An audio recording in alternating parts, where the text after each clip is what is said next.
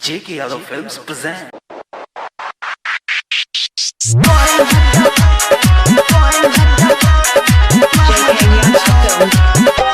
जय माता प्यारी रिकॉर्डिंग स्टूडियो मानसिया कन्या सिंगिंग बाय बंसीधर चौरमन।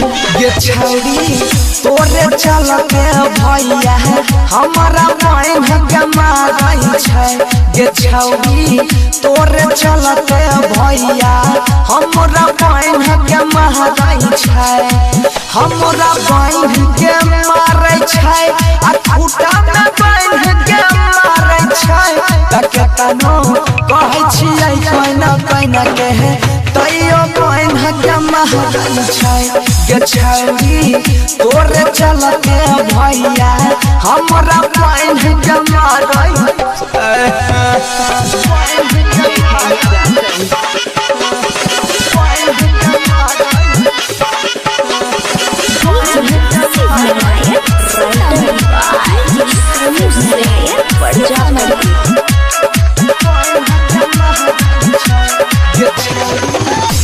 तमिले तोरा से गेलियो घरवा देखल को तोहर भाई सारवा।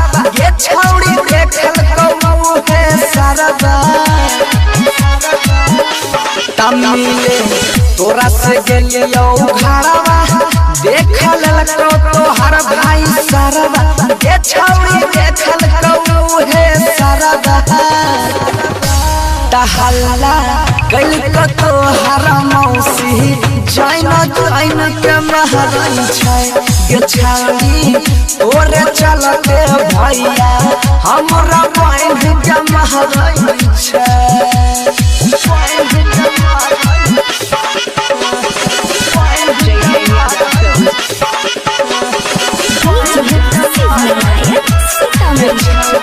म्यूजिक बाय बाबुल बंसाली।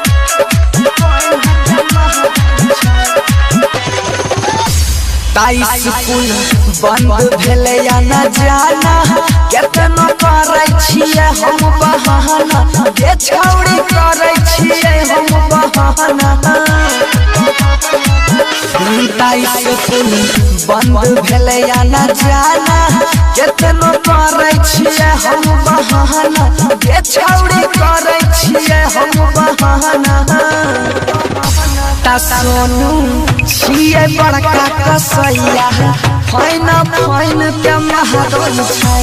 ये छौरी तोरे चलते हमारा खूटा में बाइन के महरई। JK Yadav Films